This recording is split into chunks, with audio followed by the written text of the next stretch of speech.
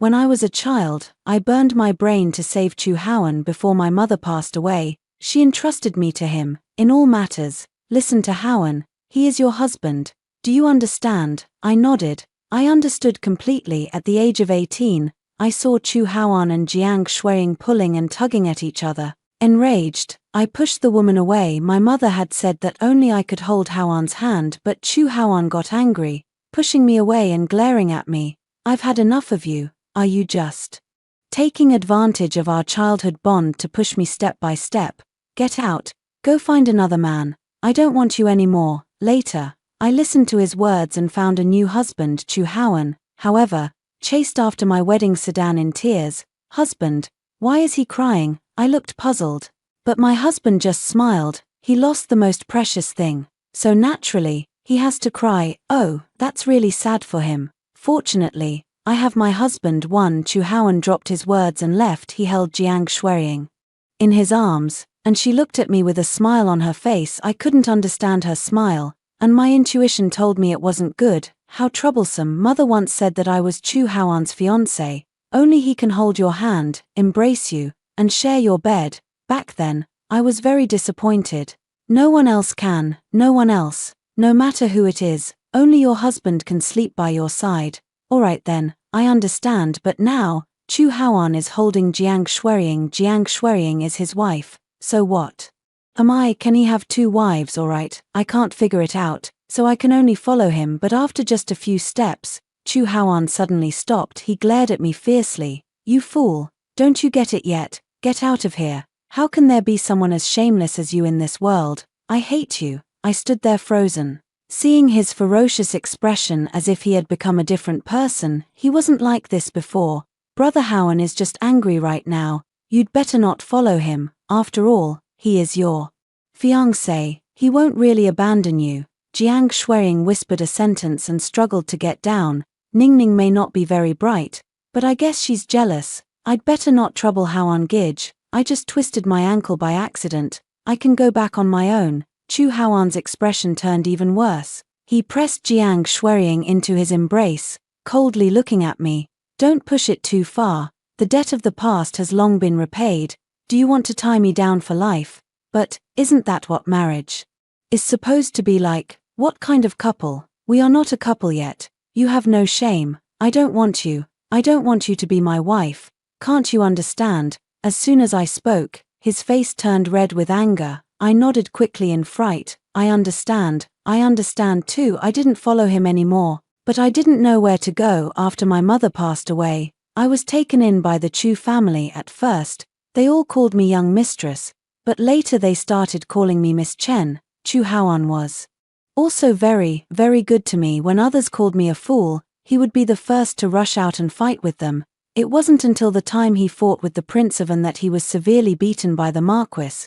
But Chu Haoan stood tall, bared his teeth, and smiled brightly. What do they know? If it weren't for Ningning, I would have died long ago. Ningning isn't foolish at all. She's clever. No one is allowed to speak ill of her, not even the Emperor himself. The Marquis was so furious he wanted to beat someone again. But fortunately, the madam stopped him. After that incident, the madam told me to go out less often. You don't understand anything, and you'll only cause trouble if you go out. From now on, follow Haoan. Don't do what he tells you not to do. My mother also said something like this, telling me to listen to Haoan, but now Haoan doesn't want me anymore. He told me to go find another man. Where am I supposed to go to find one? Isn't this the little fool from Chu Haoan's family? A group of people blocked my way, led by the young master of the Taiwei's residence. He had always been at odds with Chu Haoan. I instinctively wanted to flee, but he grabbed the back of my collar and threw me to the ground. I just saw your Chu Haoan carrying Jiang Shuiying away. What? Has he finally had enough of you? How about you come with me instead? Jiu Qi crouched down and pinched my chin, the pain making me tremble uncontrollably. He only grew more aggressive, applying even more force. I grabbed a handful of sand from the ground and flung it at him, then turned and fled while he was caught off guard. But I hadn't taken 2 steps before his men blocked my way. Pa, do you really think he'll marry you? You've been following him for so many years, and you're already 18. If he wanted to marry you, he would have done it long ago. That Chu Haoan is nothing but a hypocrite. You'd be better off becoming my concubine. He may be a bit foolish, but as long as he looks good. That's enough. Ji Yuqi's hand was gripping my neck, his eyes filled with a fierce, malicious intent. Little fool, once I've had a taste of you, let's see how smug Chu Haoan can still be. After raising a little bride for 8 years, I finally get to have her. Ha ha ha. 3. It stinks, I whimpered. Ji Yuqi froze abruptly, he loosened his grip slightly, and I finally caught a bit of breath. Eat less garlic. Haoan said garlic causes bad breath. I've even given up garlic myself. Ji Yuqi's face turned pale and then flushed with anger. He glanced around, and his subordinates immediately fell silent. Then, he slapped me across the face. You filthy bitch. Who are you insulting? My face stung with a burning pain as I curled into a ball, looking toward the intersection. Chu Haoan had promised he wouldn't let anyone hurt me. Why hasn't he come yet? Chu Haoan wasn't here. I was beaten up by Ji Yuqi. My whole body was in pain after the beating. He had someone stuff me into a sack to take me home. I'm going to have a good time with you, to teach Chu Hao a lesson. As the carriage passed through the bustling downtown area, I suddenly heard a familiar voice. It was Chu Haoan. I tried to bang my body against the carriage wall, but Ji Yuqi kicked me. Little fool. Do you want Chu Haoan to come save you? Do you believe it? He's even more eager for you to disappear, preferably dead. That way, he won't have to bear the title of your fiancé and can marry another woman. I don't believe it. Chu Haoan wouldn't abandon me. Heh, I knew you wouldn't believe it. Here, let me ask for you. Ji Yuqi said coldly. He fished me out of the sack. Listen carefully. See how your fiancé will choose. After saying that, he lifted a corner of the sedan curtain to look out. Oh, it's young Master Chu. Where's your little fool? Did you lose her? Aren't you afraid she'll get bullied? I just saw her surrounded by a group of people. My heart leaped to my throat. Chu Haoan must still care about me. He will find me in the carriage and then beat Ji Yuqi severely to avenge me. But then, I hear Chu Haoan's voice. Stop trying to scare people. You're just a little errand boy. Lost is lost, and it's best if it never returns. Ji Yuqi looked at me with a playful expression and spoke again. The young master has great resolve. With a beauty by his side, a little fool really does spoil the mood. If that's the case, I'll help you remove this obstacle. He lowered his head to look at me. Did you hear that? From today on, you can only listen to me. Understand? I am your sky. Got it. I don't understand, but I didn't respond either. Ji Yuqi hits really hard. I dare not provoke him. Oh my little ancestor. Why are you only coming back now? The one from the front hall is here. The master is looking for you everywhere. Just arrived at the Ji household. The servants rushed up. Ji Yuqi's expression changed, and for a moment, he couldn't spare any attention for me. His subordinates locked me in the firewood shed, taking advantage of the moment when no one was watching. I dashed out directly, but before I could get far, I was caught by someone. In a panic, I grabbed the sleeve of someone passing by. Help me. The person froze for a moment, and suddenly everything around us became quiet. All I could hear was a thud. The people who pursued me knelt neatly on the ground, their faces pale. Are you talking to me? An enchanting voice reached me, yet inexplicably sent a shiver through my heart. My fingers instinctively loosened, and just as I was about to shake my head, I caught sight of Ji Yuqi hurrying over. Chen Xining, don't just stand there, get over here. He glared at me with gritted teeth, his eyes seemingly ablaze with fury. I took a few steps back, only to bump right into that person's embrace. Someone, take her away and keep a strict watch, Ji Yuqi ordered sharply. I turned around and hugged the person's waist. Yes, I'm talking to you. Please, save me. A sharp intake of breath suddenly came. They seemed to have seen something terrifying. 5. I don't want to be beaten again, nor do I want to become Ji Yuqi's concubine. Back at the Marquis's estate, a concubine who was close to me was given to a groom by the Marquis just for eating an extra piece of pastry. I finally found her, but she was already dead at that time. Chu Haoan told me. She is a lowly concubine, and those pastries are only for my mother to eat. Those who overstep their bounds must accept punishment, that is the rule. He spoke so gently, yet it sent a chill down one's spine thinking of this.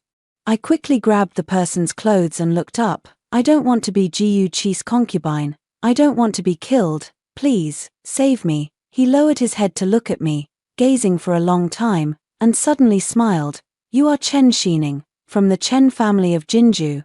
Ji Yuqi took a few steps forward at this moment, moving closer to speak with that person. Uncle, don't bother with her. This little wretch has offended you. Just leave her to me. I know who he is now. It's Ji Han, the great general renowned throughout the land. Seeing Ji Han remain silent, Ji Yuqi suddenly grabbed my shoulder, and the next moment, I was pulled entirely toward him. At the crucial moment, an arm suddenly appeared around my waist. Click. Ji Han was seen holding Ji Yuqi's wrist with one hand and wrapping the other around my waist. Ji Yuqi's face turned red, his forehead covered in cold sweat, staring in shock at Ji Han. Ji Han's gaze swept over, and everyone instinctively lowered their eyes. Did I tell you to touch her? 6. Ji Yuqi's expression was extremely unpleasant. Young uncle might not know, but this girl is quite fierce, relying on the protection of the Marquis's household. She has been causing trouble and committing misdeeds. I'm also worried she might offend my brother-in-law in the future. If my brother-in-law likes beauties, ouch. Before she could finish her sentence, she gasped again, looking at Ji Han in disbelief. Does the Ji family have no one else to have such a shallow thing? Like you flaunt yourself in front of me. Ji Yuqi furrowed his brows tightly but dared not speak again. Ji Han suddenly released his grip and turned his head to look at me. Where did all these injuries on your body come from? I quickly pointed at Ji Yuqi. He hit me and said he wanted to toy with me, to make me suffer miserably. Ji Yuqi unconsciously took 2 steps back. What's going on here? Not far away, the elder Mr. Ji approached. As soon as he was close, he kicked Ji Yuqi in the chest, forcing him to his knees. Unfilial son, get down on your knees right now. Don't you know your own weight? How dare you act out in front of your uncle? After speaking, he then reached out towards Ji Han. The East Garden has been prepared for you, and a banquet is set for the evening. Why not stay at home for a couple of days this time? Ji Han glanced over but did not extend his hand to make contact with Lord Ji, and with just a glance, the men following him stepped forward to bind Ji Yuqi. What are you doing? A child makes mistakes. A little discipline is enough. There's no need to harm family harmony. Minister Gu's face turned cold, then he looked at me again. She's just a little girl. She does have some looks, but if you like her, I can find you 8 or 10 more like her. Why bother? Ji Han directly cut him off. How Ji Yuqi hit you? You hit him back. If you think your hand hurts, then have him help you hit. He was referring to the attendant beside Ji Han, who was tall and burly, clearly strong and powerful. Are you really going to tear apart over some unknown girl? Ji Da Ren hurriedly spoke, but Ji Han let out a cold laugh. Ji Da Ren has been thriving in the capital, relying on my reputation. It seems he has forgotten the incident of driving me and my mother out of the house on a snowy winter day. 7. So, you're not here to visit relatives, but to cause trouble. Ji Daran spoke incredulously. Ji Han ignored him. He directly tied up Ji Yuqi, took me, and left. This place, tear it down. How dare you? This is a mansion bestowed by the emperor himself. How dare you defy the imperial decree? I'm going to the palace to see the emperor. I want to. Before he could finish, the palace eunuch arrived with the imperial decree. He nodded toward Ji Han and then moved past him to go to Lord Gu's side. Eunuch Chang, you've arrived just in time. Ji Han actually dared to tamper with the mansion bestowed by the emperor. He truly, Ji Gongjin, how dare you deceive the emperor and defy his authority? Do you know your crime? Chang Gonggong's sharp, shrill voice made me instinctively stop in my tracks and look back. I found the entire Ji family kneeling on the ground. Ji Yuqi glared at Ji Han with eyes full of resentment. What exactly do you want to do? What good does destroying the Ji family do for you? Which prominent family in the capital isn't deeply intertwined? Could it be that you, Ji Han, intend to stand alone like a single tree in a forest? Ji Han gave him a deep look. Everything I have was earned through hard battles. When did it become your turn to fight over it? You dogs, remember, Ji Han is Ji Han, completely unrelated to the Ji family. Ji Yuqi's face turned ashen. This was the first time I've ever seen him so disheveled. Even when beaten black and blue by Chu Haoan, He would always stand tall. I am a Jiyu family member, and my uncle is the renowned war god. Just wait until he returns. One day, I'll make you kneel and call me grandpa. I looked at Jiyu Han again. Chu Haoan told me to get lost, but I don't know where to go. What if I follow Jiyu Han? At least Jiyu Qi wouldn't dare hit me anymore. 8. I returned to Jiyu Han's general's mansion. Jiyu Qi was thrown in front of me, bound in ropes. Jiyu Han sat in the main seat, glancing at me. Do it. I shook my head. Can I change my wish? He froze, a look of confusion flashing across his face. When did I ever let you make a wish? When I wanted to punch Jiyu Qi, you told me to hit him. Wasn't that fulfilling my wish? Jiyu Han was stunned for a moment, then shook his head helplessly. So tell me, what is your wish? Can you marry me? With a clatter, his teacup fell to the ground. Even Jiyu Qi couldn't believe his eyes as he stared at me. What did you say? Jiyu Han spoke again, his calm eyes filled with shock. I didn't understand why he was so surprised, so I repeated it. Will you marry me? Although I'm not smart, I can still embroider and sew clothes. I will try my best to be a good wife. Jiyu Han was bewildered. My wish seemed to put him in a difficult position. If you're unwilling, could you find a husband for me? Mother says I'm not smart enough and need someone to take care of me. But you can rest assured I will never be a burden to my husband. Over the years, I've learned many things. I'm very good at arithmetic and can make pancakes. I count my fingers, listing my own merits. Even Ah Huang from the Marquis's residence likes me. And I told Jiyu Han, do you think he's just anyone? He's a ruthless general. If it weren't for finding an excuse to discipline me, do you think he'd bother with you? Jiyu Qi chuckled, then turned to look at Jiyu Han. The enmity between me and Chu Haoan was born because of you. Back then, he publicly accused you of betrayal, and that's why I beat him up. This little vixen is Chu Haoan's fiancée. You'd best kill her, otherwise the Marquis's mansion will surely make a huge fuss over this matter. Uncle, we are family after all surnamed Jiyu. If you have any grievances, please speak up. My father and I will follow your lead and will never betray you. Seeing Jiyu Qi chattering away, I grew anxious, fearing that Jiyu Han might take it to heart. I quickly raised my hand. I won't betray you either. I always listen to my husband the most. 9. With a single glance from Jiyu Han, Jiyu Qi was silenced. Just as I relaxed, Jiyu Han looked at me again. Change your wish. I'm a bit troubled. If that's the case, then let's beat him up. Jiyu Qi just told Jiyu Han to kill me. That kind of person is truly despicable. Thus, the room was filled with Jiyu Qi's agonizing screams. I have a wound on my face, and he must bleed in the same spot. I have a bruise on my waist, and his waist is practically ruined. In the end, he was carried out and I changed into new clothes and applied ointment. The maids say that the Jiyu family's house was torn down. Not a single brick or tile left. Thinking of Jiyu Qi taking the jade pendant from me, the one Chu Haoan had given. This is the betrothal token. You must keep it safe and not give it to anyone. Understand? Now that I am no longer his fiancée, I must definitely retrieve the jade pendant and return it to Chu Haoan. But I never expected to run into Chu Haoan at the entrance of the Jiyu family's residence. His face was pale when he saw me, his grip on my wrist tight. Old wounds and new. The pain made me tremble. Let go. Chu Haoan's eyes widened abruptly. Are you talking to me? Yes, I'm talking to you. I pushed him away. Since he was no longer my fiancé, I naturally couldn't let him hold my hand, but Chu Haoan got angry. His eyes when he was angry seemed as if they could devour people, like a monster. Chen Xining, have you forgotten your identity? Just one afternoon, and you've gotten yourself into such a state. Did you get into another fight? You really know how to stir up trouble. It's time you learned a lesson, without me to protect you. 10. At this moment, the Jiyu family members were shamefully driven out. I couldn't care less about Chu Haoan and rushed over. Immediately, Jiyu Qi, where's my jade pendant? Jiyu Qi, being carried, saw me and his pupils contracted sharply. He glanced behind me again before speaking.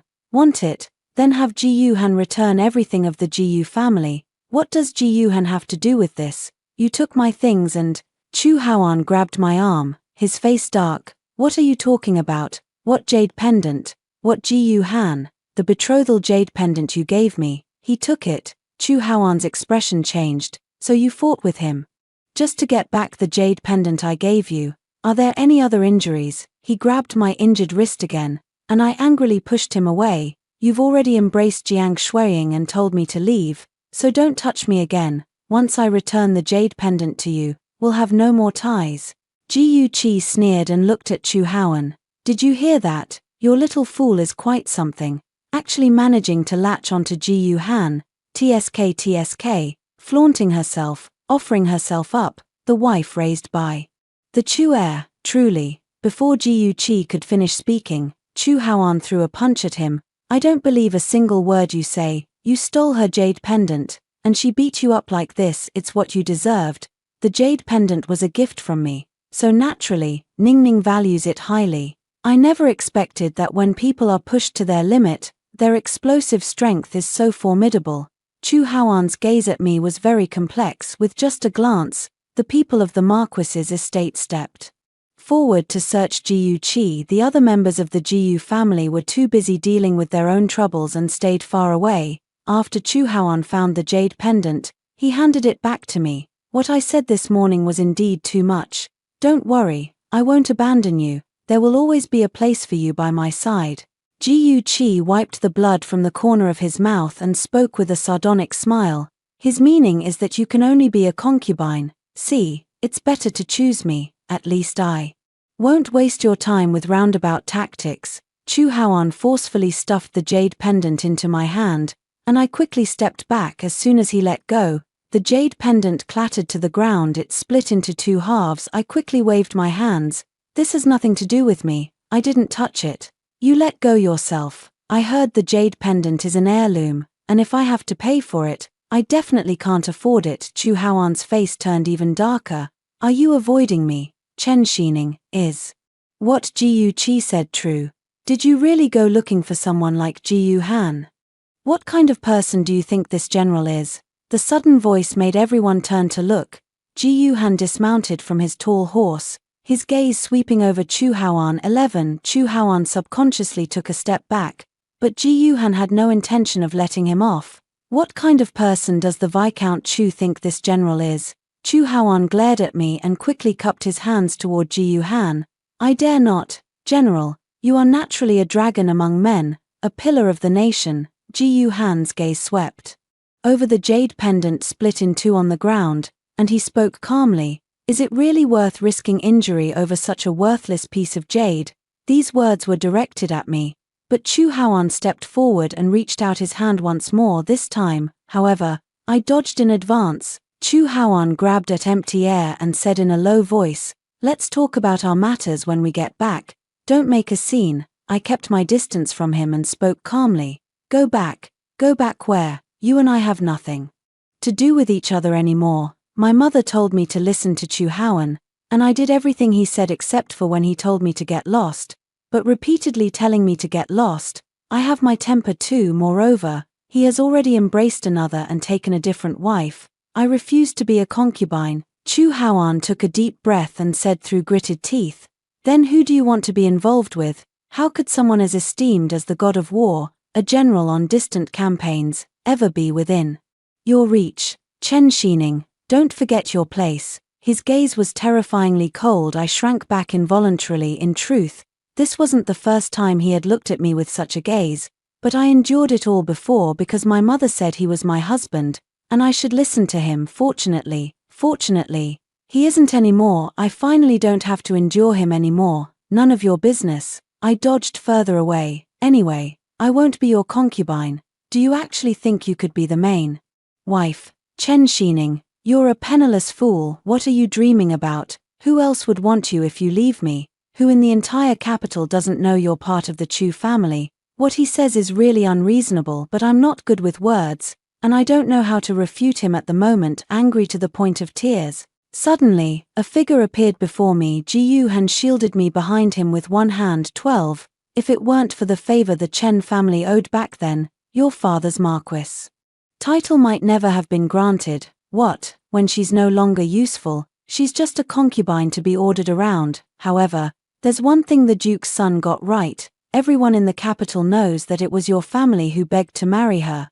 As soon as Ji Yuhan finished speaking, the crowd couldn't help but start whispering among themselves. The general is right. Back then, it was the Duke's son who knelt at the Chen family's doorstep, pleading to marry Miss Chen. Yes, otherwise Miss Chen would have been taken into the palace and raised under the Empress's care. At the very least, she would have been a princess, and wouldn't need to endure such mistreatment. In that case, the Marquis's estate is truly ungrateful. Not only that, from the age of 10 to now 18, they've been taking advantage of her being a fool who can't seek justice. It's delaying her age, clearly trying to wear her down. Chu Haoan's expression was quite colorful, a mix of various emotions. He looked around, seeing no one coming to his aid, and then turned his gaze towards me. Chen Xining, what do you think? This is a matter between you and me. If you apologize, you can still follow me in the future. I will also protect you.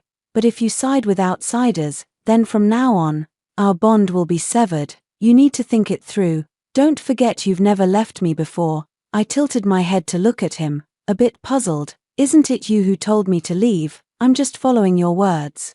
I've told you so many times before to leave, but when have you ever really left? Not now. Don't make a scene. He was getting anxious. Everyone else had an expression of sudden realization. We thought the Marquis's residents treated her well, but it turns out they've driven her away many times in private. This Mr.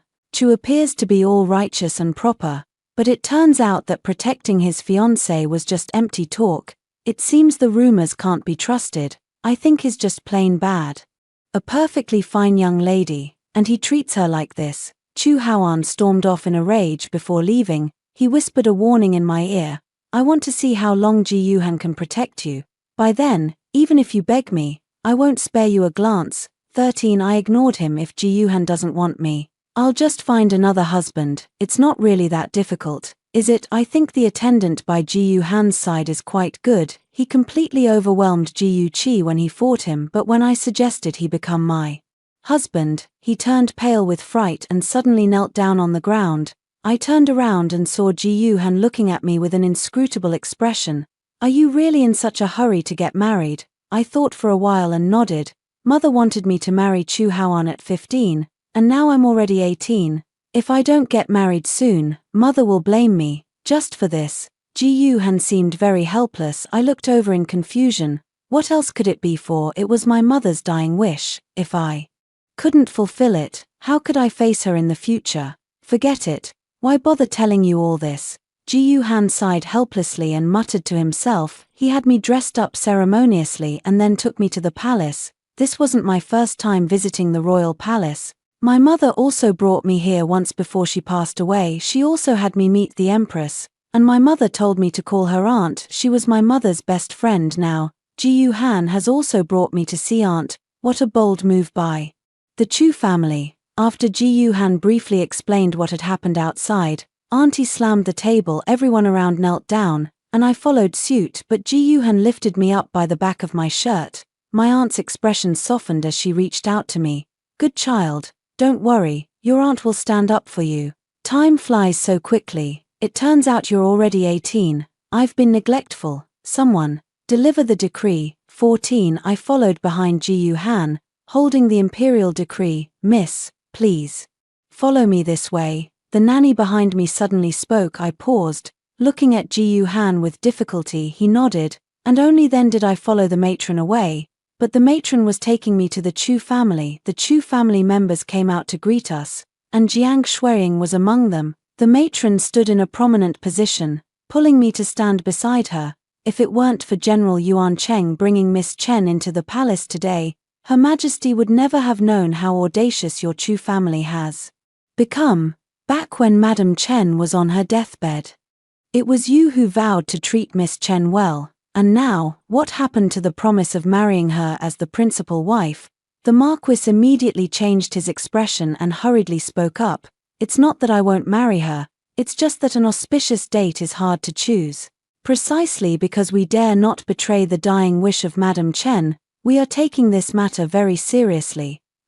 All right, you don't need to explain so much to me. The Empress Dowager will make the decision herself. Accept the decree. The edict was quite lengthy, but I only caught the last few words. Choose a day to complete the wedding. The Marquis received the imperial decree and respectfully escorted the nanny out. When he turned to look at me, his gaze was icy cold. Ningning may not understand anything, but she knows how to go to the palace and lodge a complaint. Rest assured, your marriage to Howen will be completed within a month. After speaking, he flounced away. The madam looked at me and sighed deeply. You're foolish, yet you know how to scheme. My Chu family has treated you well over the years, yet you stab us in the back. She has left too, leaving only Jiang Shuiying with tear-filled eyes to look at Chu Howen. Chu Howen stared at me with a face full of disgust. Are you satisfied now? If you hate me, come at me directly. Why ruin the reputation of the Chu family? Chen Xining,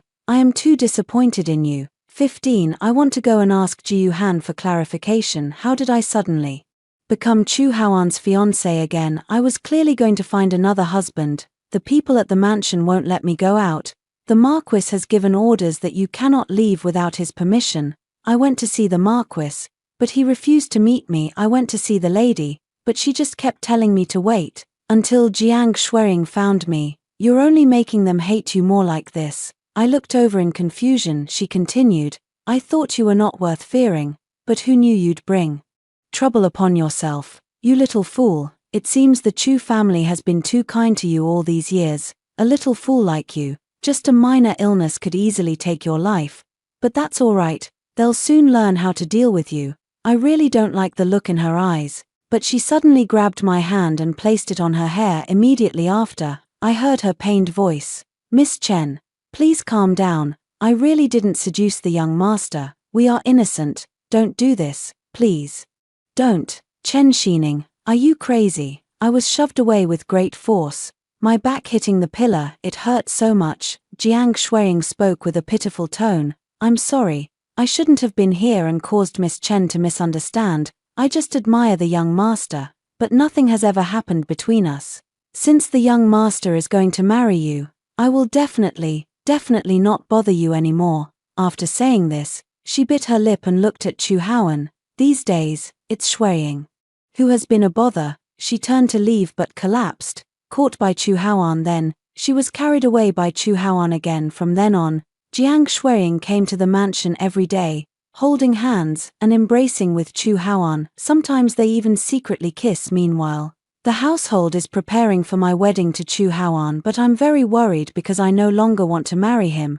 Have you already found out? On this day, Jiang Shuiying suddenly appeared behind me. What? I stared blankly in her direction. It doesn't matter if you know, you little fool. Nothing can change anything. To be honest with you, I'll be entering the door on the same day as you, but I'll be wearing crimson red, while you'll be in peach red.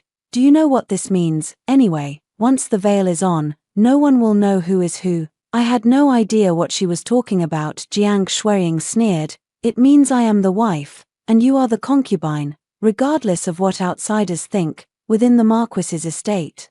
I am recognized as the heir's wife. Oh, by the way, the general who stood up for you is about to leave the capital. When that time comes, once the Marquis's estate gates are closed, I'll let you experience what it means to have no recourse for justice. 16. So cold I shivered. Jiang Shuiying smiled happily. Little fool, don't blame me for being ruthless when the time comes. I won't let anyone threaten my position. Watching her retreating figure, I felt an urgent desire to escape, but just as I finished packing my belongings, Chu Haoan unexpectedly arrived. He held out the jade pendant he had given me before and handed it over. I had someone repair it. Keep it safe and don't lose it again. I didn't say a word, only watching him warily. Chu Haoan was taken aback for a moment. Ningning, don't look at me like that. After saying this, he sat down and poured himself some tea, speaking to himself. I still have feelings for you, but I need a normal wife. I've had enough of these years being mocked and teased. Marrying you, I might not even be able to keep my position as the heir. Ningning, as long as you behave, I promise to always protect you. Okay. He suddenly grabbed my shoulders. The intensity in his eyes was too much, forcing me to turn my head away. Forget it. I suppose you wouldn't understand. You just need to be obedient, and I won't let anyone hurt you. Chu Haoan seemed very sorrowful. He stared at me for a long time. If it were before, I would definitely have given him a big hug like a mother, I would have patted his back and then told him, "It's okay, Ningning is here, she'll always be with you."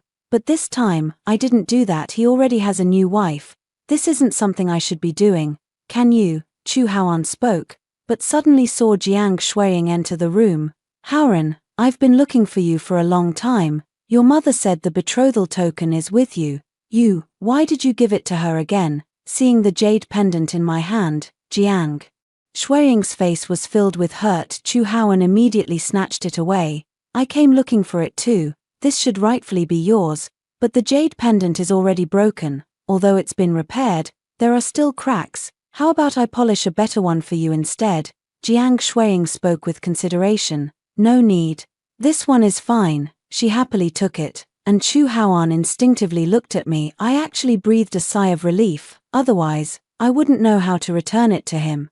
After they all left, I finally pulled my bundle out from under the bed. 17, with only 2 sets of spare clothes and some loose silver.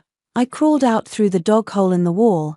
This place was known only to me and Ah Huang. It's a shame I couldn't take Ah Huang with me. He wasn't my dog. I didn't know where to go. So I headed towards the dock. My mother said that the boats at the dock could take me to far, far away places, but in the middle of the night, all the boats were dark and quiet. I could only wait for daybreak. I was awakened by the noise and looked up to see that quite a few people had already gathered at the dock.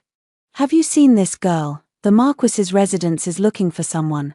Have you seen her? They were from the Marquis's residence. I instinctively shrank back, seeing a boat not far away. I quickly ran over and jumped on board. Who are you? My neck felt icy cold, and when I turned back, I met Ji Yuhan's eyes. He shook his head at the attendant, who immediately withdrew the long sword from my neck.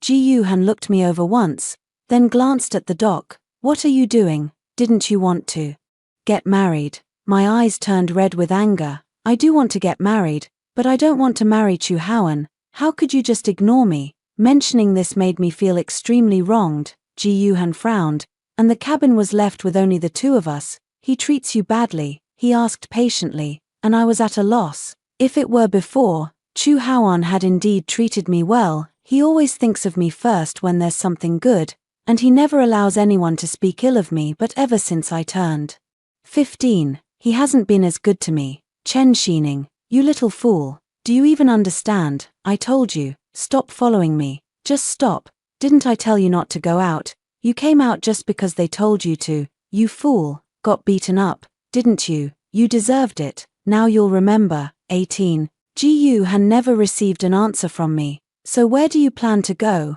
I thought for a moment and then said, Jinju. My mother said she was from Jinju, and I want to find her. Your mother has already passed away. You won't find her in Jinju. It's okay. Then find her original place of residence, until I pass away, and then go find her. Standing is tiring.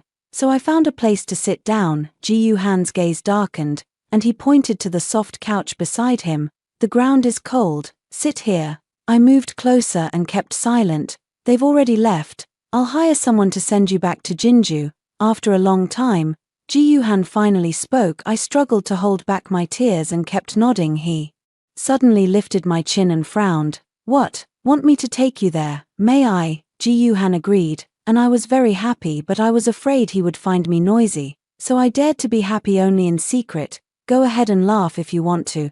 Don't hold back. So I didn't hold back and tried to force a smile. Why are you so good to me? He paused. Am I good to you? You are the 3rd best person to me. He frowned again. Then who are the 1st and 2nd best? The 1st is my mother, and the 2nd is the former Chu Haoan. Former, well, once, he used to be good to me. I feel a bit sad. I must have done something wrong for him to be disappointed in me. I really am clumsy, always messing up a lot of things. Madam always says I'm no help to Chu Haoan. Anna has also been delayed by her. If there could be one with a sound mind, even if the family background isn't good, I could accept it. Then how can I surpass the former Chu Haoan and become the 2nd best person to you? Ji Yuhan suddenly spoke up, and I snapped out of my thoughts, instinctively replying to him. Being my husband means you are the 2nd best to me. 19. Ji Yuhan was stunned for a moment, then suddenly laughed. He looked really good when he smiled, better than any man I've ever seen. I was momentarily captivated by his smile. It would be wonderful to have such a husband to share a bed with. Do you even know who I am, asking me to be your husband? I know you, you're Ji Han, the great general, incredibly powerful. Is that all? I nodded. That's all there is to it. Ji Han suddenly sighed. The Grand General faces great danger on the battlefield and could lose his life at any moment. And do you know what war means? It means killing many, many people. Sai Ning, I am not suited for marriage, let alone worthy of a girl like you. I put on a stern face and spoke with great displeasure. These are all excuses. Mother said that everyone will die. It's just a matter of sooner or later. If you lose your life, just wait for me. I'll come find you after I die. I'll tell you a secret. My mother is waiting for me too. She told me not to rush, to take my time, and that she'll always be waiting for me. This is a secret. One even Chu Haoan doesn't know. Ji Han stared at me for a long while, his eyes reddening. I tilted my head and looked at him. And they all say I'm a fool, that I'm not worthy of Chu Haoan. But you're much more capable than Chu Haoan. How could you not be worthy of me? You're not just trying to scare me, are you? I may not be smart, but I'm not that stupid. Okay, as for killing, were those all bad people? If they were all bad, then isn't what you did a good thing? My face grew warm, and Ji Han's palm cupped my cheek. His palm was warm and dry. I rubbed my face against it. Mother said that if you touch my face, you have to marry me. 20. Mother never said such things. I lied to him. Ji Han gave me a deep look and chuckled. Really? I nodded frantically. Of course.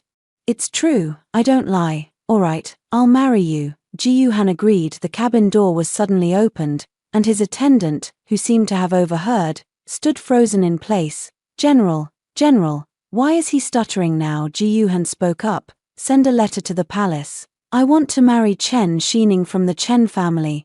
Take people to the Marquis's residence. The dowry the Chen family left for her in previous years must be retrieved from the Marquis's residence, item by item. As for the wedding, let's hold it in Jinju. After saying this, he looked at me. May I? Of course. That way my mother will know I'm getting married. She will be very happy. 21. From then on, I was happy every day. Ji Han said the emperor had given him a month off and sent me several boxes of jewelry. When the boxes were opened, they gleamed with a golden brilliance, stunningly beautiful. Many news came from the capital, all delivered to Ji Han. He doesn't avoid me, so I know everything. The Chen family's dowry back then consisted of 188 loads, and even the empress herself added to it. When the emperor issued the decree ordering them to return the dowry, the entire Marquis household was thrown into chaos.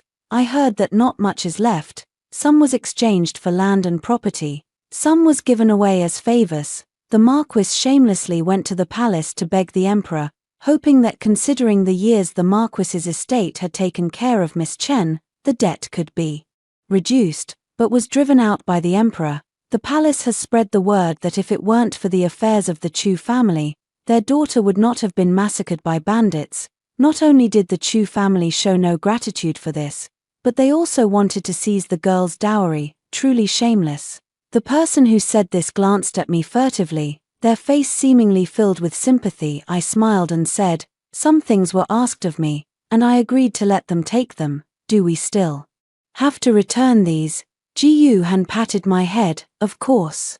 Even if you marry him, he cannot touch your dowry. What about you? Can't you either? Ji Han was taken aback, his expression stiffening slightly. Although my husband is poor, he hasn't reached the point where he needs his wife to support him.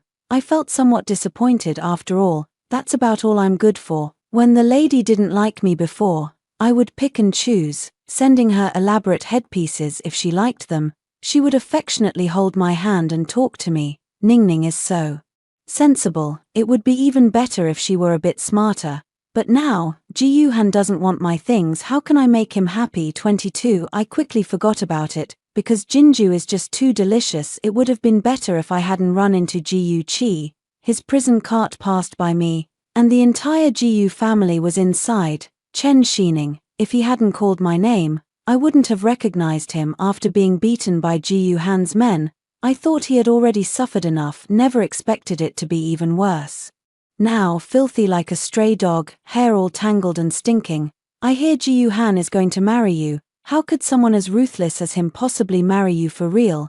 You just wait. One day he'll turn on you too. You don't know, do you? He killed his own father with his own hands back then. My father was his own elder brother, and he didn't spare him. How could he possibly like a fool like you, who isn't even related by blood? After saying this, Ji Yuqi burst into loud laughter, but suddenly he stopped smiling, staring at me with a terrified expression.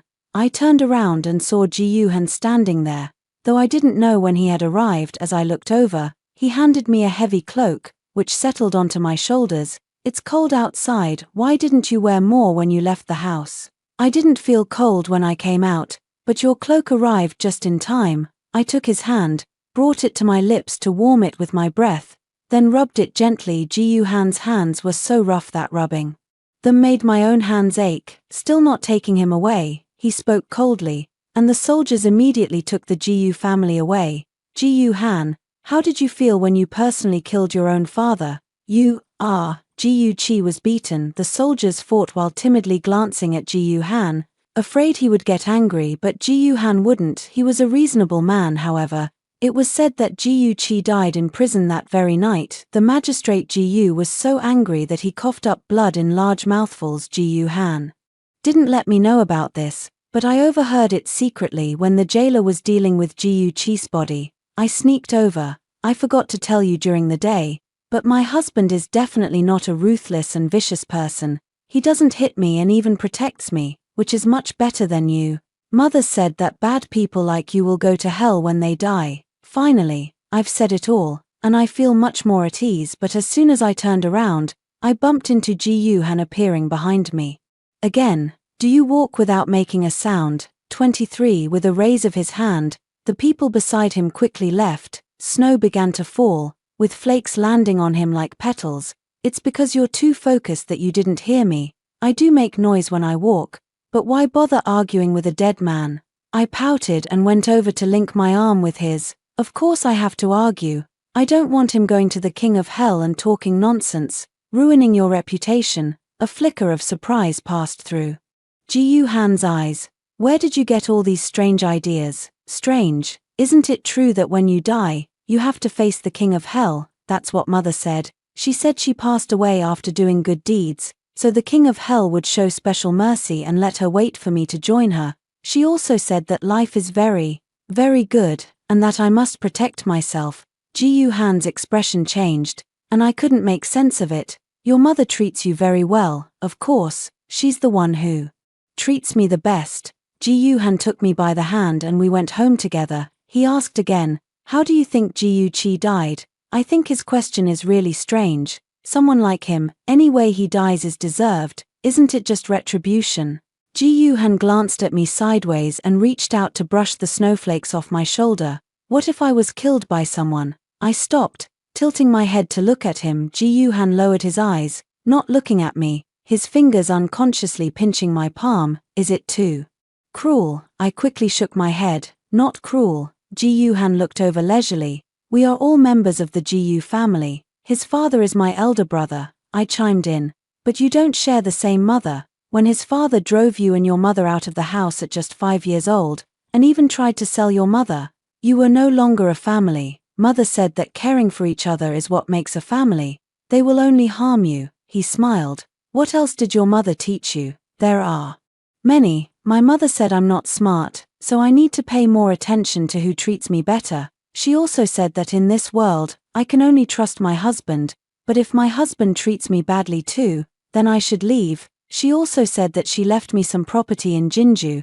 Ji Yuhan suddenly covered my lips, looking quite helpless. Isn't this a secret? 24. I nodded, and he let go of his hand. I quickly said, in the hands of the innkeeper at Jinju Grand Inn. He is a loyal servant of the Chen family, serving only the Chen family for generations. He also said that if I have a child in the future, I should give the token to the child when they grow up.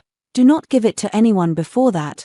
I said it all in one breath. Ji Yuhan stared at me in astonishment. I walked forward quite proudly, leaving him half a step behind. Only then did I turn back to look at him. Ji Yuhan finally started moving towards me. Why did you tell me everything? because mother said that Ji Han is a man of loyalty and righteousness, someone to turn to in critical moments. He paused beside me, lowering his head, his voice tinged with a hint of heaviness. But she didn't tell you to marry me, did she? No, that's because there was Chu Haoan at the time, and mother thought you had too many enemies, which made you even more dangerous. Are you really stupid? Ji Han bent down and suddenly leaned in, pressing his forehead against mine. I unconsciously stood on my tiptoes, moving closer to him, but he instinctively stepped back. You're not allowed to call me stupid. I'm not stupid, I'm just not that smart. I remember everything mother says. The snow was falling even heavier. Ji Han held my hand, enveloping it in his palm, and spoke. Yes, yes, yes, you're not a fool. Ningning is the smartest. But did your mother ever tell you about the connection between her and me? I felt a bit sad and shook my head. She left right after she finished speaking. That day, it was also snowing heavily, and the Chu family sent someone over. They visited my mother, presented high-quality ginseng, and said many kind words, but after they left, my mother's attendants discovered that the ginseng was fake. My mother quickly looked at me. You're mistaken, the ginseng is real. Later, she took my hand and only then mentioned Ji Han, but before she could finish, she passed away. So, I don't know the connection between Ji Han and my mother. 25. My mother was taken back by my father by force, when she was pregnant with me. My half-brother from my father's previous marriage was already 18 years old. My mother was beautiful, but my father quickly grew tired of her and gave her away to someone else. When I was 5 years old, my mother returned covered in wounds, and only then did I learn what she had endured. So, I poisoned my father, but the Ji family had no evidence, and that person was in a hurry to inherit the family business, so they kicked my mother and me out of the house. They even sent people to kill us on the way. It was your mother who saved us at that time, but unfortunately, my mother still didn't make it. Therefore, your family has a life-saving debt to me, he explained in great detail. But I also saved Chu Haoan's life. Is a life-saving favor really that important? Ji Han looked at me intently. At the very least, for me, I will do everything in my power to protect you. But I truly didn't expect that last time I brought you to the palace, I almost sent you back into the wolf's den. It was my oversight. I smiled. They are too wicked, and even my aunt couldn't control them. Moreover, after so many years in the Marquis's residence, it's hard for me to marry anyone other than Chu Haoan. I know all of that. Ji Han didn't speak, leading me inside, where it was much warmer. He then ordered someone to bring soup and watched me drink it all. You've worked hard, I heard him reply very softly, but when I looked closely, he didn't speak, just stared blankly at the charcoal stove. 26. Half a month later, Ji Han's newly purchased mansion in Jinju was adorned with red silk everywhere. Even the stray cats passing by were wearing red jackets.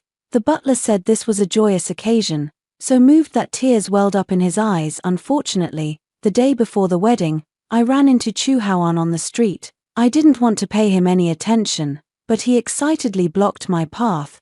They all say you're going to marry the expeditionary general. Is that true? He's a grim reaper on the battlefield, with blood-stained hands. How could he possibly be worthy of you? Hurry and come back with me. I won't hold the past against you anymore. Do you know how hard I've been searching for you lately? Ningning, you will always be the one in my heart. Don't make this difficult for me. He said a lot, but I couldn't take in a single word. I just found it incredibly noisy at that moment. A commotion arose from outside, and a bright red sedan chair passed right before my eyes. The common folk offered their congratulations. Congratulations to the general. May you have a harmonious and long-lasting marriage. Chu Haoan snapped back to reality, a hint of joy flashing across his face. I knew it must have been a mistake. How could someone like Ji Han ever marry you? Chen Xining, who allowed you to use such methods against me? The marriage between us was decreed by the Empress herself.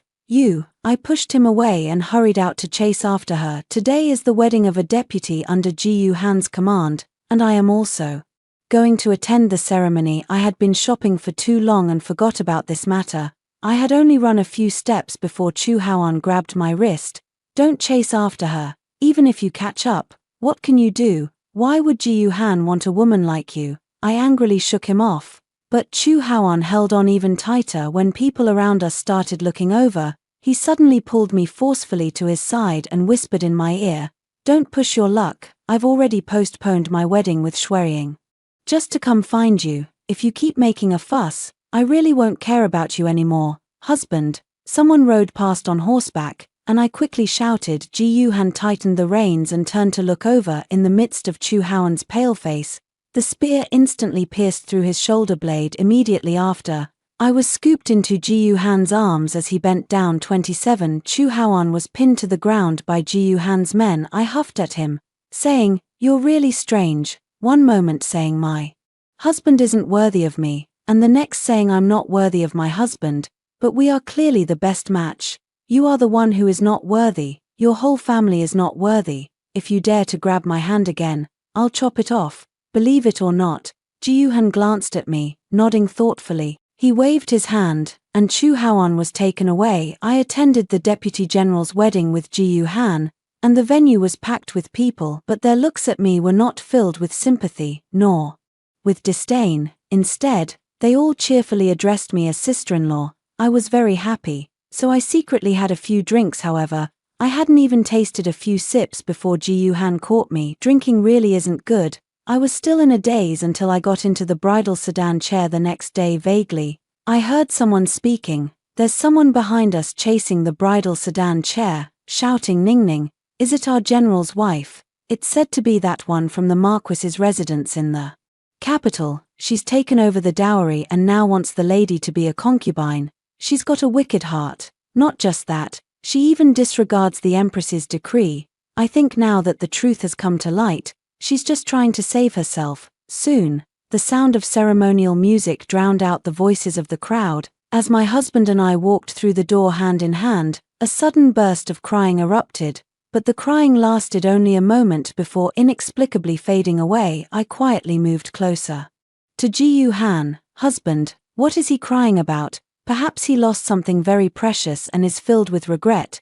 "TSK, how foolish of him." "Luckily, I didn't lose it. I have a husband." It was only later that I found out the person who cried that day was Chu Haoan. He cried not out of regret, but because someone had stepped on his hand, crushing his fingers. The bones were shattered, the kind that would never heal. "That's good, so he won't casually hold someone else's hand anymore." I nodded and looked out at the dark, overcast sky. "Will my husband return today? The general has gone to war and won't be back until next year.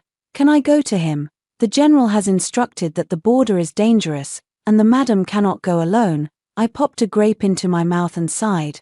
How else am I supposed to have a baby? The surroundings suddenly fell silent. I noticed that everyone was bowing their heads, as if suppressing something, but the Deputy General's wife said, "To have a baby, you first need to sleep together." It must be that my husband and I haven't slept together enough, which is why I haven't conceived yet. After hearing the first story above, what are your thoughts? Feel free to share your opinions in the comments section. Next, there is another similar story. Let's continue to see. Prime Minister Xie secretly married a country girl. When I caught them, he was holding the bride and kissing her amidst the cheers of the guests, showing no embarrassment. The young lady just wanted to be a bride again. "Don't worry, we won't consummate the marriage," I smiled faintly, and turned to leave. He thought I was sulking, until he found me lying in bed with the emperor. Prime Minister Xie barged into my private residence despite the wind and snow. At that moment, my clothes were disheveled, and my face still flushed with lingering heat. "Don't worry, I only consummated the marriage. I didn't actually get married." Yang Luxing rose from the bed and pulled me into his embrace, his exposed chest covered in kiss marks. "I've been with you for so long, and I still don't have a proper status." The grand wedding at the Prime Minister's residence 3 years ago remains vivid in my memory. Yet today, the Prime Minister is marrying again. The manor in the suburbs was draped with red silk, the hall was filled with guests, and everyone clamored for the newlyweds to hurry into the bridal chamber. The bride, dressed in a bright red wedding gown, blushed with shyness. Xie Jiming wrapped an arm around her waist, lifted her into his arms, and planted a tender kiss on her forehead. I stood at the doorway, staring blankly at the scene before me. Xie Jiming's older brother turned his head and saw me, shouting in a panic, "Sister-in-law, The next moment, the cheerful laughter and chatter instantly fell silent. I slowly walked toward the two of them. The girl nervously punched his shoulder and struggled to get out of Xie Jiming's embrace. Xie Jiming showed no trace of embarrassment at being caught by his wife. He carefully shielded the bride behind him and smiled.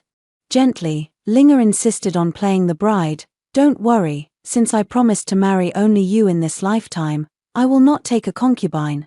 I have known Xie Jiming since childhood. We grew up together as close friends. When we were just young children, our parents exchanged tokens and arranged a marriage for us. He is a renowned and romantic scholar in the capital, spending his days frequenting brothels and pleasure quarters, with countless female confidants, making me the Prime Minister's wife, a laughingstock. I neither cry nor make a fuss. He took out a shiny, oiled key from his purse. This is the key to managing the household affairs of the Prime Minister's residence. I'm returning it to you now. Xie Jiming took it and clenched it in his hand, his expression clearly displeased. To force me to come home this time, you're even giving up your authority over the household. I didn't miss the deep-seated suspicion in his eyes, then pulled out a divorce agreement. Thank you, Prime Minister. I, Liu Yunli, am divorcing my husband today. From now on, men may marry and women may wed, with no further ties between us. Xie Jiming's face immediately darkened. Liu Yunli, have you lost your mind? His half-brother, standing beside him, sensed the tense atmosphere and quickly grabbed hold of Xie Jiming. Sister-in-law, please calm down. Who in the entire capital doesn't know that second brother will only marry you? This wedding doesn't count. I smiled faintly, then turned and walked away calmly. Second brother, hurry and go after sister-in-law. Xie Jiming was indifferent. What's there to chase after? She's caused plenty of trouble before, and within a few days, she always comes back obediently. A married woman follows her husband, she won't leave. You've never made such a big fuss before. Don't blame me for not reminding you. After Liu Yunli's parents died in battle, you promised right in front of the emperor that you would marry no one but her in this lifetime. Xie Jiming glanced toward the door, his deep eyes narrowing slightly. Linger suddenly tugged at his sleeve. May I see the housekeeper's key? After leaving the estate, I was invited to the restaurant of my close friend Xiahe, where I had a couple of drinks with her. Seeing the two empty wine jugs beside me, she understood the situation. Has Xie Jiming gone to Chuanxiang Pavilion again, or has he taken in some new entertainers or courtesans? Hearing that name, my heart felt as if it were being cut by a knife. He is getting married today. After hearing the whole story, Xiahe slammed the table and stood up, calling for the guards to go beat up that scoundrel. To marry a village girl with the ceremony of a principal wife, how dare he humiliate you like this? If you ask me, you should have divorced him long ago. With your parents' achievements and family wealth, aren't all the fine young men of Chang'an at your disposal? Tomorrow, I'll host a polo match to help you take a look. Xiahe was telling the truth. My father is the great general who protects the nation. My mother is the wealthiest person in the 9 provinces. The current emperor shares a life-and-death bond with me, and I command a private army with my family background, not to mention being the wife of a mere prime minister. Even establishing my own household and keeping a few male companions wouldn't be out of the question. You're right. Why should he be allowed to visit those pleasure quarters while I'm not drunk and impulsive? I grabbed Xiahe and headed out. Let's go to the Nanfeng house right now. As soon as we entered the private room, Xiahe ordered a few male singers to perform tunes. I had to leave temporarily due to abdominal pain. Upon returning from the restroom, I bumped into a handsome young messenger. He wore a silver crown and was dressed in a casual robe with cloud patterns. In his hand, he held a jade token from the Southern Breeze Pavilion, and his face was veiled, giving him an air of mystery. Unlike an ordinary person, especially those captivating eyes made me instantly recognize his identity. I heard the Prime Minister is taking another wife today, but it seems the Prime Minister's wife is no less impressive, visiting the Southern Breeze Pavilion at night. Your words are truly unpleasant. I brushed his hand away and was about to leave, but in the next moment, he pulled me back. When he looked into my eyes, it felt as if his gaze was filled with a sea of stars, and I quite liked it. So I said to him, I'll give you 100 taels of silver to spend the night with me. I thought I had made myself perfectly clear, but the young man across from me became overly sensitive and refused in a low, hoarse voice, "Don't mess around." Before I married, I was a general who commanded absolute obedience. My words were never to be taken lightly. I hooked my arm around his neck and took the initiative to kiss him. He instinctively pressed me against the pillar, his large hand cupping the back of my head as he deepened the kiss. During the ups and downs, I pulled off his veil. When that handsome face came into view, I smiled triumphantly. Who would have thought that the most revered person in the entire Great Chu had a habit of disguising himself as a servant?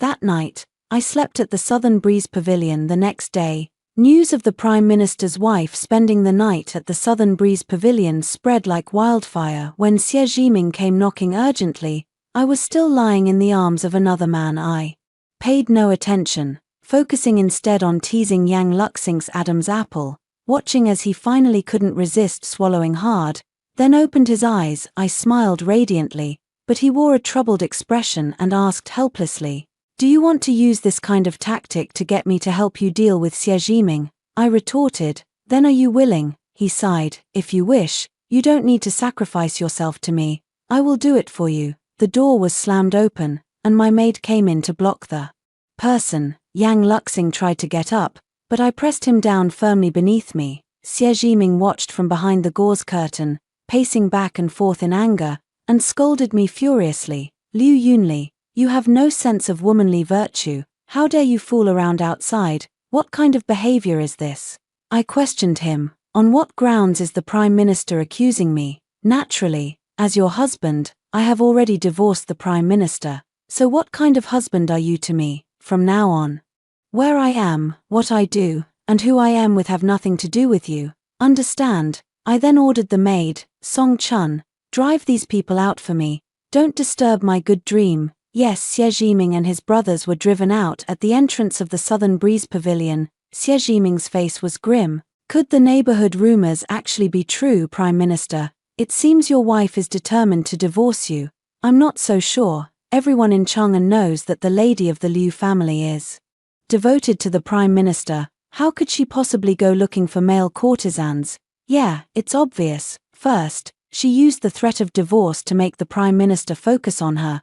Then she found an actor to make him jealous and feel insecure. My concubines have used this trick countless times." The crowd burst into laughter, and Xie Jiming's expression finally softened a bit after everyone had left. Yang Luxing propped his head on his hand and asked me, "If I had stepped in just now, everything would have been resolved easily. Why didn't you let me intervene?" I picked up my clothes and put them on, then replied to him, "If you really come out, everyone in Chang'an will know that the emperor and the former wife of the Prime Minister spent a night of passion in a male brothel. Do you not care about your reputation?" Thinking of Xie Jiming, I sighed in disappointment. Yang Luxing noticed it. "Is Xie Jiming really that good? Everyone knows he's a womanizer. You've suffered for 3 years, and you still can't let him go." There was a rustling sound from the bed as Yang Luxing got up and came over to embrace me from behind. "I believe the late General Hu Guo would want you to live well." I raised an eyebrow and turned to ask, "What does your Majesty wish to say?" "Ahem. The ministers have urged several times, saying the central palace lacks a master and needs an empress to oversee everything." I'm not foolish. I naturally understand the meaning behind his words. Seeing my prolonged silence, he anxiously grabbed my hand to explain, "I know you want a lifelong partner, and I swear, I've never touched any of the concubines in the palace. When the time is right, I will let them go." Look at him getting all worked up. It's no secret that the harem is neglected. There are even rumors among the commoners that the emperor is impotent. I smiled at him, freed my hand from his grip, and took out 10 taels of gold from my purse, placing it on the bed. Then I calmly said, "Payment for services." Unable to resist taking a few more glances at his tearful expression, I walked out of the Nanfeng Pavilion with immense satisfaction and returned to my own residence. My mother left me a substantial fortune, which included 4 elegant estates within Chang'an City. I rented out the others and kept only my favorite, the Yunyu estate. Today, while I was in the courtyard taking inventory of the dowry I brought back from the Prime Minister's residence, I unexpectedly came across The imperial decree in which Yang Luxing had conferred upon me the title of Junju, I couldn't help but recall the day Xie Jiming and I got married because of my good looks. Xie Jiming had once been fond of me for a period of time, but that was before I followed my parents to join the army later. He grew to despise my military demeanor and was left with nothing but disgust for me. It just so happens that there is an unrefusable marriage contract between him and me. The Prince of Huainan and my father were taught by the same master, sharing a bond since childhood. They married and had children around the same time, which is why they arranged the marriage between Xie Jiming and me at an early age later. The Prince of Huainan saved my parents' lives on the battlefield, however. He himself ended up wrapped in a grass mat for burial. That is why, before my parents passed away, they never forgot to remind me and Xie Jiming to live well together, so I married Xie Jiming. As for Yang Luxing, when he was still a child emperor, my father was his tutor, the mentor who supported him in governing.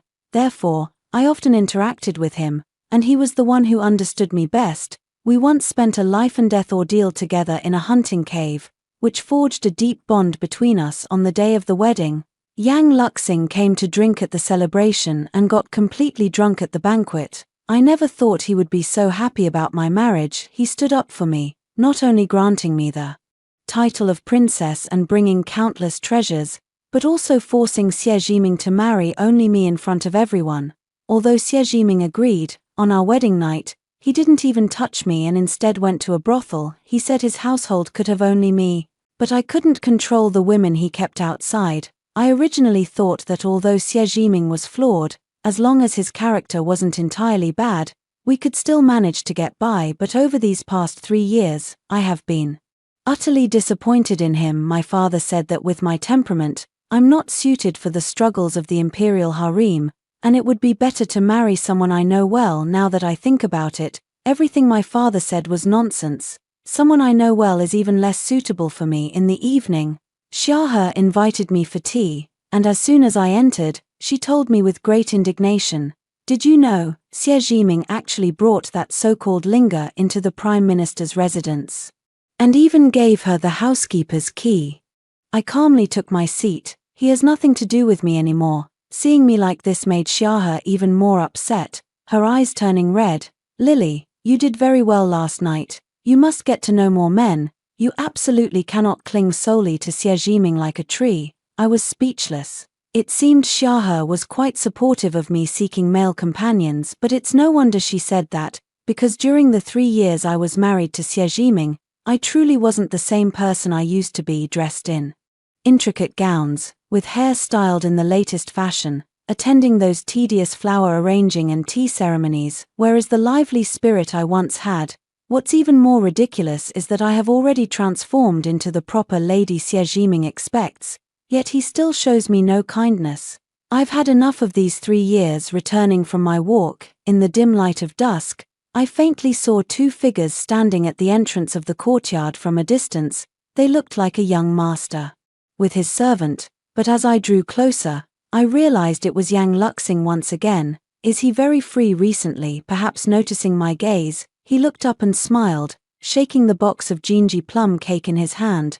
Otherwise, how could Yang Luxing understand me best? He clearly knows exactly how to get to me. As the saying goes, if you take something, your hand feels soft; if you eat something, your mouth feels short. So, I had no choice but to invite him into the courtyard for a simple meal. But strangely, as we ate, the meal somehow ended up on the bed in the end. I looked at Yang Luxing with a face full of hostility. With clear eyes, that person shamelessly said, "I came to your door on my own, no need to pay for the service." I secretly made up my mind that I would never let Yang Luhang stay for dinner again, but the next day, he actually came again, bringing Li Ji's milk crisps with him. Damn it, who could refuse a young man who offers his services willingly and even brings gifts? I let him in again. I swear it's absolutely not because of the goat milk pastry. Before long, the news that I had gotten involved with a young male entertainer from the Southern Breeze Pavilion had spread throughout the entire city of Chang'an. I didn't really mind, but Xie Jiming seemed to believe it, not knowing where I lived. He started coming to the trading company frequently to intercept me. Today, as soon as I entered the trading company, I saw a group of managers gathered around several boxes tied with red silk ribbons, looking very worried. A few sets of jewelry and a bright red wedding dress were still placed on the box. Xie Jiming approached from the side, immediately speaking in a haughty tone. Womenfolk, parading around outside all day and behaving improperly, nowadays. With nations coming to pay tribute and social customs being more open. But in the past, you would have been drowned in a pig cage. I stood up to leave, truly not wanting to speak with him, but he blocked my way. Have you forgotten the teachings of female virtue and morality? Want to learn them again? I looked up at him. Prime Minister, if you wish to seek treatment, the medical clinic is just to the right outside the door. I won't keep you. Xie Jiming was unbothered and instead laughed. Your wedding was originally handled entirely by the Ministry of Rites on the Emperor's orders, while I personally arranged Lingus' wedding. Isn't it because of this that you're jealous? I'll personally organize one for you. 2. So can you finally calm down and come home? I just feel exhausted. Prime Minister, you really should go see a doctor and get your pulse checked. Liu Yunli, you're angry because I arranged Lingus' wedding, and now I've agreed to hold another one for you. The betrothal gifts and wedding dress have all been delivered. What more do you want? Are you determined to make me lose face? Let me tell you, I'm only doing this once. If you refuse, don't ever return to the Prime Minister's residence. Again, Xie Jiming is always like this, never reflecting on his own mistakes. If he gives you a way out and you don't take it, then it's your fault. Xie Jiming, I'll say it again, we are already divorced. I have submitted the divorce papers to the authorities. And soon my household registration will be transferred out of your Prime Minister's residence. I don't care who you marry or who you share your wedding night with. Xie Jiming said good 3 times in a row, glaring at me fiercely. Liu Yunli, I gave you a chance, you chose not to take it, so don't regret it. Take your things and leave. He took those betrothal gifts and went back again. Looking at the much cleaner courtyard, I felt much more comfortable. But as soon as I returned home, Yang Luxing was already waiting in the tea room, leisurely practicing calligraphy. Does he really think this place is his imperial palace? What are you writing? He turned to look at me and smiled slightly. Come take a look. As I leaned in closer, the striking words marriage certificate came into view. My heart skipped a beat, and as I looked up, I saw his eyes again, deep as a sea of stars. Yang Luxing bit his lower lip, tears nearly spilling over. Ali, are you really unwilling to take responsibility for me? Under Yang Luxing's relentless pursuit, I eventually let my guard down and allowed him to come and go freely in my courtyard. After that, he came even more frequently, and the rumors spread even more wildly. Finally, one day, when we were deeply immersed in our affection, we were caught red-handed by Xie Jiming, who had suddenly arrived that night. Heavy rain poured outside the window, but inside the room, an ambiguous atmosphere was growing. Xie Jiming, who knew the address from somewhere, banged loudly on the courtyard gate while shouting at the door, demanding that I come out to see him. Perhaps it's my imagination, but I always feel that Yang Luxing's strength has grown even greater. I impatiently ordered the maid on night duty, have the steward prepare the carriage and send him back. Wait, let him in. Yang Luxing finished speaking, then looked at me with a pitiful expression. Ali, the man you're with now is me.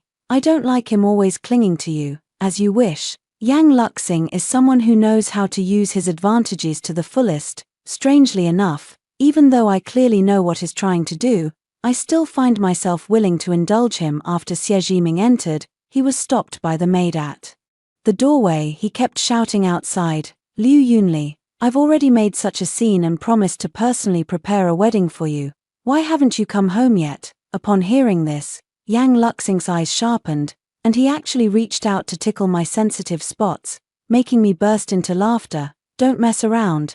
He deliberately raised his voice. Ali, you look so beautiful. There was a moment of silence outside the door, followed immediately by the sound of pushing and shoving. Liu Yunli, you really are keeping a male lover.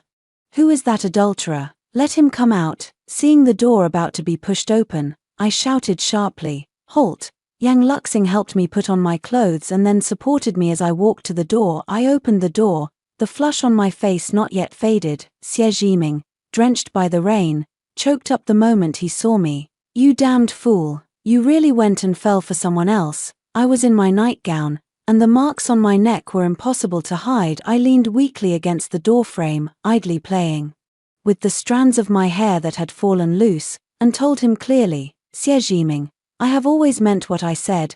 Since I've decided to divorce you, it's a real divorce. Oh, don't worry, he and I have only shared a bed, not yet married. Hearing this, Yang Luxing, who had just stepped out of the room, pulled me into his arms, his sleeping robe loosely draped, and even deliberately exposed the bite marks on his chest. He said with a face full of resentment, I have been with you for so long, and yet I still don't have a proper status. The moment Xie Jiming saw Yang Luxing, he froze in place, his eyes filled with disbelief. Your Majesty, why are you? He clenched his fists, glaring at Yang Luxing, filled with anger but unable to speak out. Instead, he turned his target toward me. Liu Yunli, you are truly audacious. How dare you disrespect the Emperor? Yang Luxing narrowed his eyes and stepped in front of me.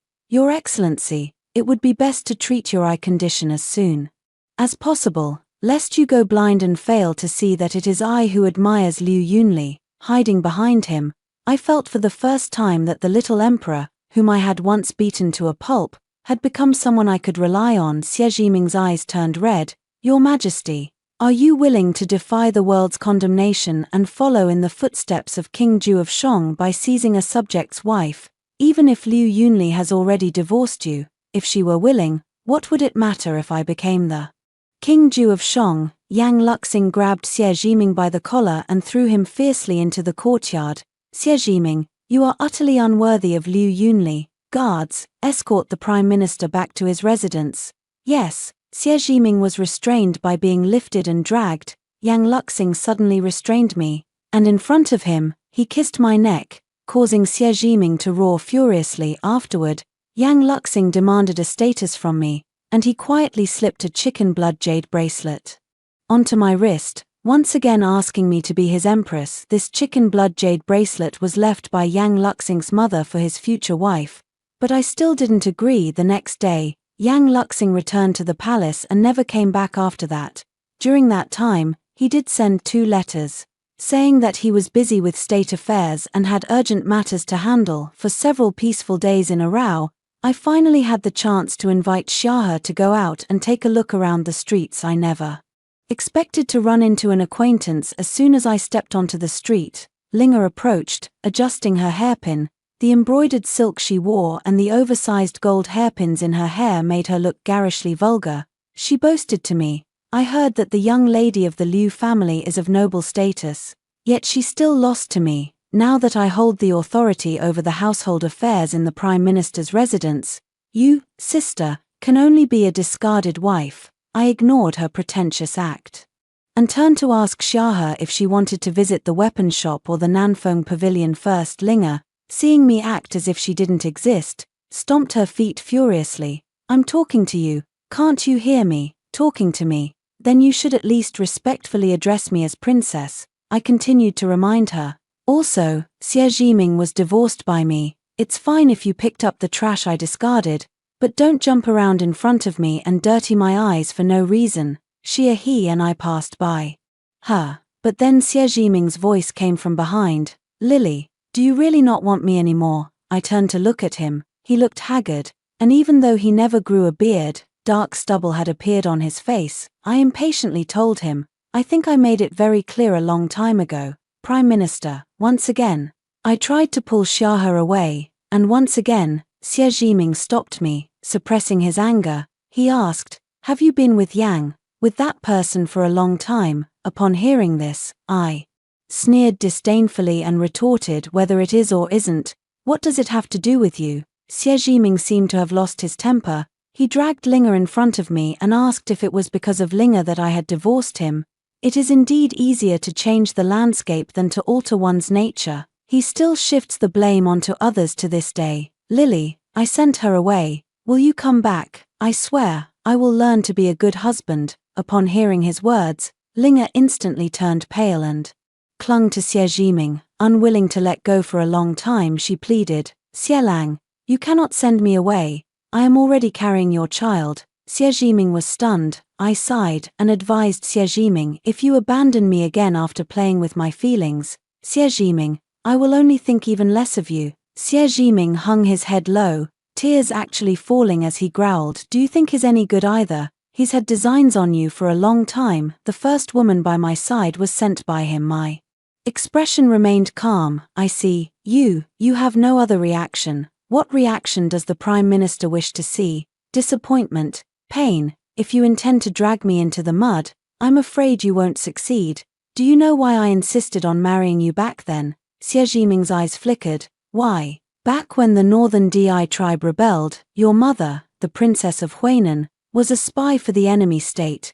Your father loved her deeply and, in order to protect you and your mother, he sacrificed his own life to save my parents, entrusting you to their care.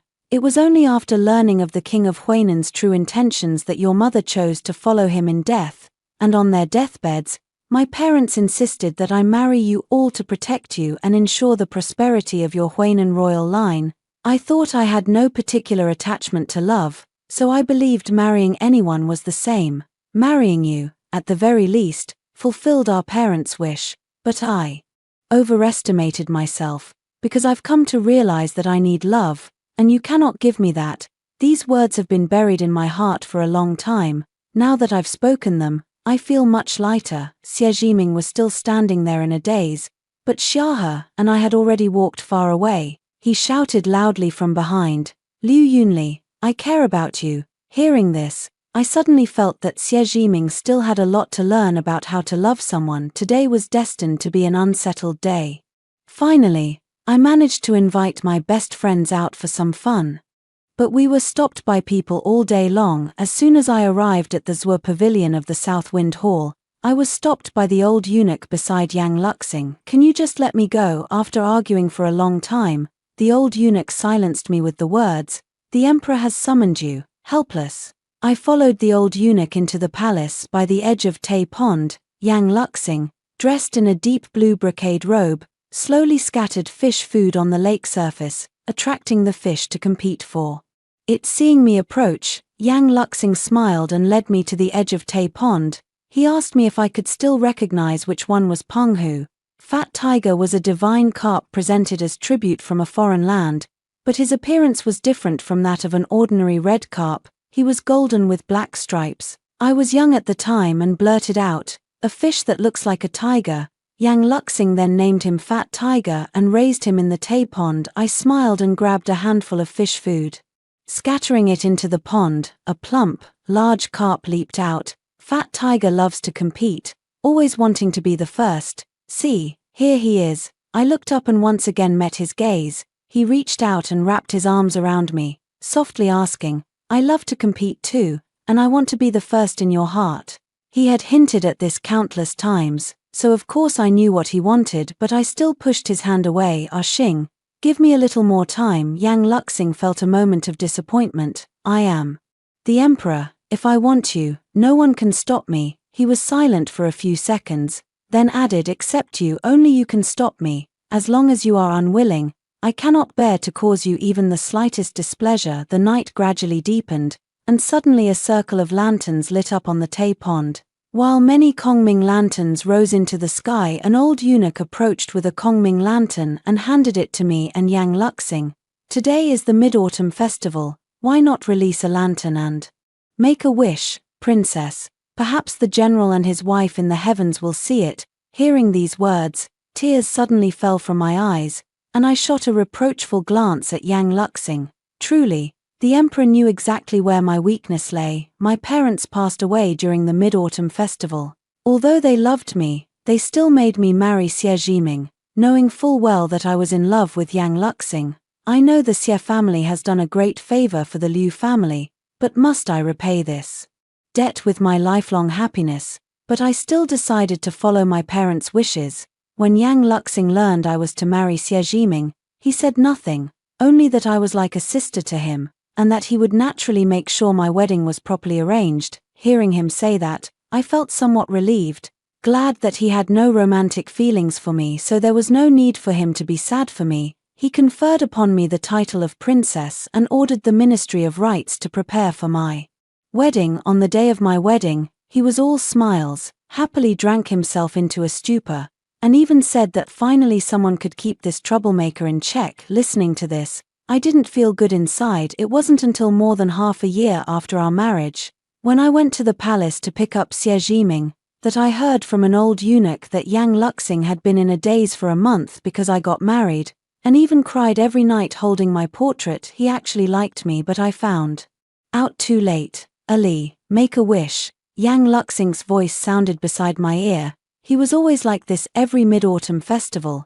He would take me to release lanterns and make wishes, then order someone to shoot the lanterns down, doing everything possible to fulfill my wishes. I smiled, took the lantern and pen, and moved a little farther away from him. After I wrote my wish and released the Kongming lantern, I chatted with him for a while before leaving the palace with the rewards he had given me.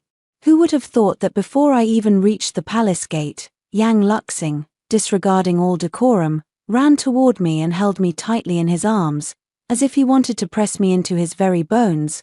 The Son of Heaven, shedding tears so openly. I'm happy. The old eunuch wiped the sweat from his forehead and ran over with a smile, holding the Kongming lantern. After all these years of waiting, the emperor has finally seen the clouds part and the moon appear.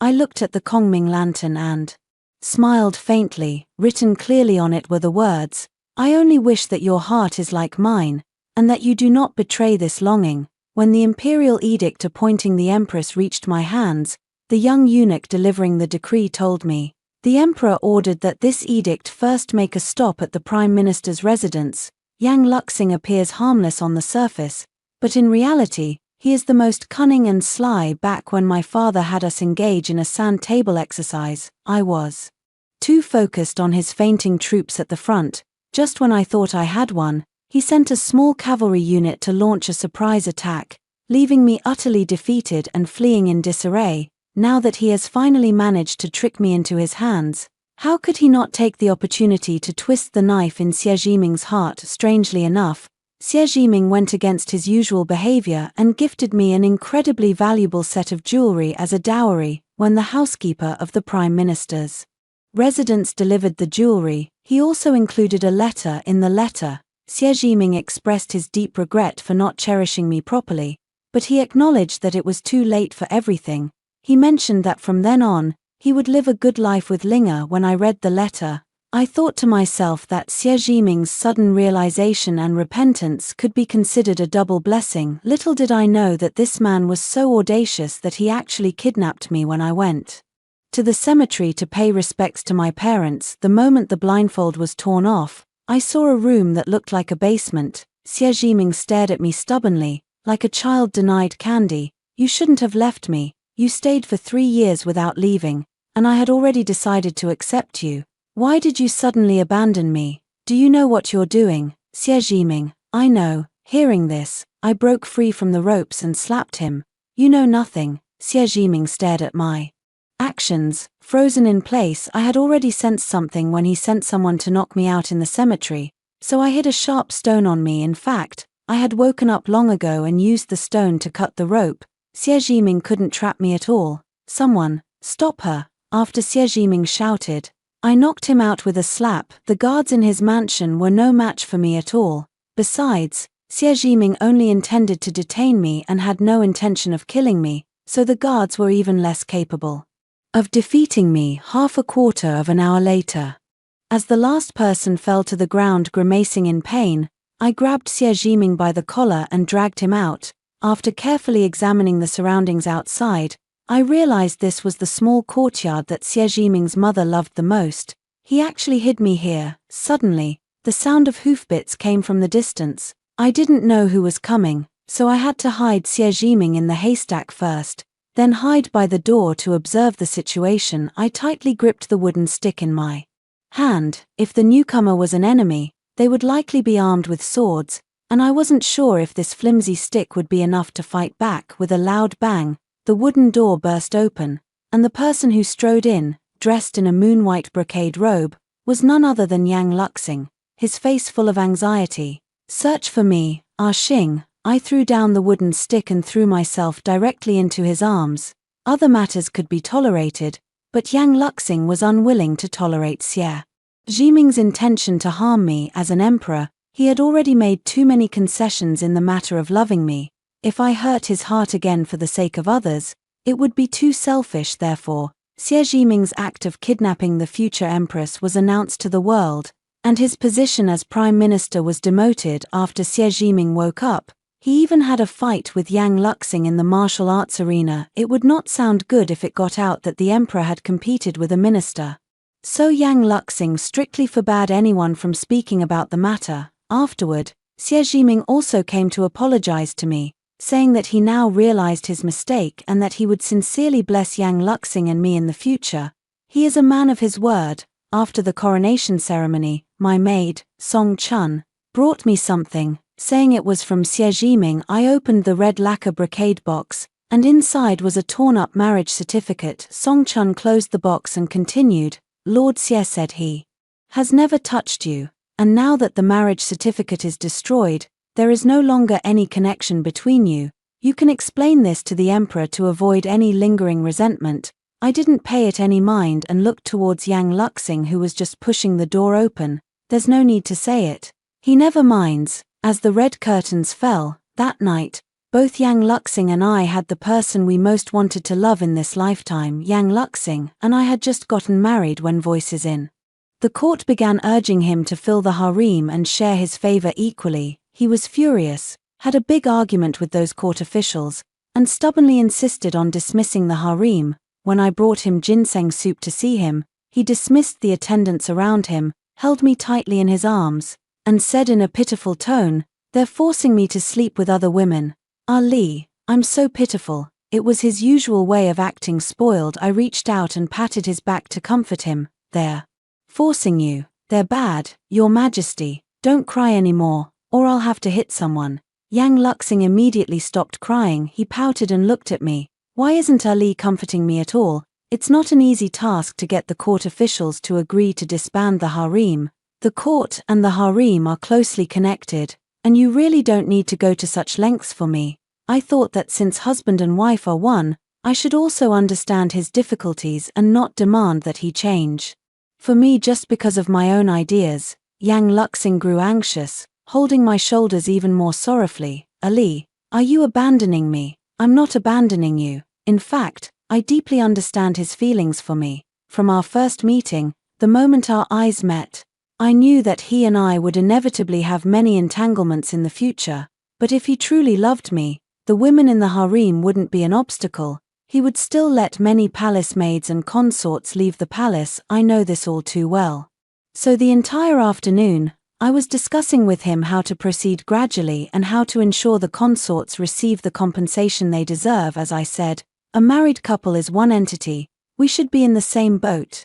Yang Luxing does have some skills. He actually thought of using sorcery and even put on a show with me at the cost of my miscarriage, and using the royal lineage as leverage, he deceived the ministers into agreeing to disband the harem. But I always felt that the ministers simply didn't want to see Yang Luxing do anything even more outrageous. In conclusion, Yang Luxing fulfilled his promise to be my one and only for life. To this end, he even went so far as to step on Xie Jiming, who had long since resigned and retired, proudly like a big cat. "You see, I have 3,000 beauties in my harem, yet I can remain chaste for you." Clearly, Xie Jiming lacks self-control. "Oh, so Your Majesty sent a beauty to Xie Jiming just to test him for me?" He instantly tensed up. "You already know." He was flustered and angry, but in an instant, he became nervous. "You already know," he hurriedly explained. "Ali, I acted on my own and made you sad. Hit me." Watching Yang Luxing go from arrogant to frustrated, I found it quite amusing. Yang Luxing has never beaten me in a verbal argument. Still, I tried to soothe his ruffled feathers. "Why would I hit you? This is Xie Jiming's problem. At most, you're just aiding and abetting." I paused for a moment, gently stroking my lower abdomen, and continued, "Besides, if I hurt you, wouldn't our child be left without a father?" Facing his expression of disbelief, I watched as the starlight in his eyes seemed about to overflow, and I leaned in to kiss him. Yang Luxing held me tightly, deepening the kiss. "After the flowers have fallen, it's fortunate that the ones in love finally stay together." After hearing the two stories above, what are your thoughts? Feel free to share your opinions in the comments section. Looking forward to hearing from you. If you liked this story, don't forget to like it, share it, and subscribe to my channel. See you next time.